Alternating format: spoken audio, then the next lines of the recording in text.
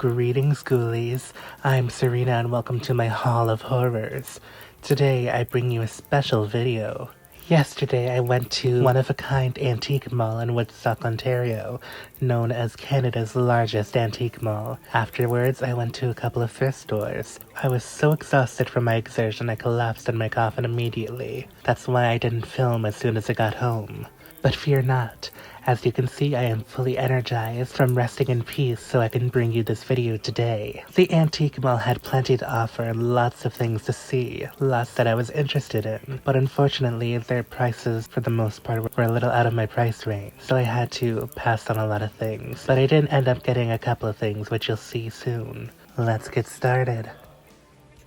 There were several booths that had Goosebumps and vintage YA books that I'm interested in, but they were all like typically around the $6 to $10 mark, which is more than I like to pay for those types of books. $5 is usually my absolute max. For some booths that had the books for $5, like this one, there seemed to be some sort of mass sale going on throughout the antique mall because a majority of the booths had items for sale for like 10, 15, or 20% off or even more. So that definitely helped me with making my decision on some of these because, you know, $5, these books are pretty common. I can easily find them in the thrift store for cheaper. I didn't want to leave like totally empty-handed because a lot of the stuff was kind of out of my price range, so I kind of just got some books for the sake of it. Goosebumps Bad Hair Day. This is from the 2003 re-release era. This is the era of Goosebumps I grew up with.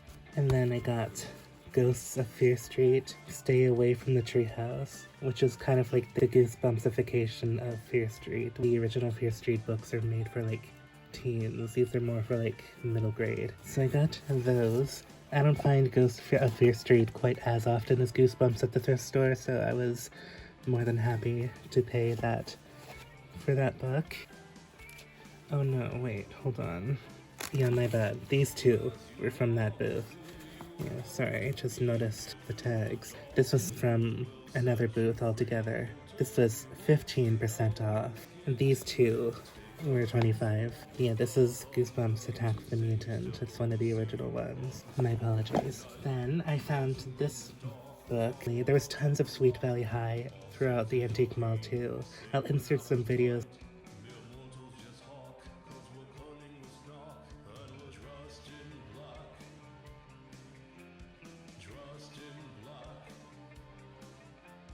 Tons of Sweet Valley High, but again, they're a bit more pricey than what I would like to pay. And I do have a lot of Sweet Valley High books anyway. I have like the majority of the original series. But this is a hardcover with more on the rare side. I believe these were like library editions or something, I'm not too sure. And out of all my Sweet Valley High books, I only have one other hardcover, so I was definitely happy to pay this. It was originally $7, but this booth was 30% off, so I got it for $4.90, which was a really good deal, I think. There was a booth dedicated to holiday stuff, so they had Christmas and Halloween stuff. And I found this little teddy bear in a little Halloween costume. $6, and then he was 10% off, so he was $5.40. I just thought he was the cutest. I have a little thing for Halloween plushies. I have a small collection of them. A little black cat wearing a superhero costume. There was another one, like a regular little teddy bear around the same size wearing like a skeleton costume. I was only going to get one of them, but I think I liked this one a little bit more. The grand item of the day from the antique mall was a Living Dead doll, which I actually found like right off the bat. I was on the first floor, but I didn't come back for it until the end because I wasn't sure what else I would find. From the Scary Tales collection, The Evil Stepmother. At $59 originally, she was 10% off, so she was $53.10, which I thought was pretty decent, especially considering how expensive Living Dead dolls are on eBay Canada. I've had this doll on my watch list for a few weeks now, like different listings for her, and all of them were like substantially more than what I paid at the antique mall, so I definitely thought it was worth it. They had two others there that were a little bit more pricey, and I definitely wasn't able to afford all three of them in one go. The other two weren't really ones I was crazy for anyway, so I was more than happy for just getting her. She's really cool. We had went to different thrift stores after the fact, and I was absolutely exhausted at the end of the day, but it was worth it. Oh, and this isn't really that interesting, but I suppose I'll insert it anyway. I thrifted some black hangers for $150, minus 20%, because I ran out of black ones and I need all my hangers to be uniform. I found quite a few books during this outing, all from Value Village. I can't remember which books came from which store, so I'll just show you whatever. Scary Stories to Tell in the Dark. And funnily enough, at a different thrift store, more Scary Stories to Tell in the Dark. $179, and this was $2.99. The thinner book, weirdly enough, being more expensive. The pricing at Value Village is so inconsistent sometimes. But yeah, these books are obviously, like, iconic. So I figured it might as well be my turn to own them and give them a try. I remember having one of these as a kid. I don't know if it was Scary Stories to Tell in the Dark, but I know it was like a book in this sort of vein. And it was like a guy that ordered a burger at a restaurant and it had like a thumb in it or something.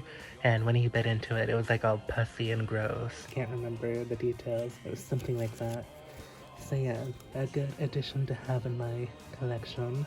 Then we have The Midnight Library, The Cat Lady by Damian Graves. It's like a middle grade anthology. It has 3 terrifying tales. I got another one of these books another time, a more modern book. Speaking of modern, we have one of the newer editions of Goosebumps, The Curse of the Mummy's Tomb.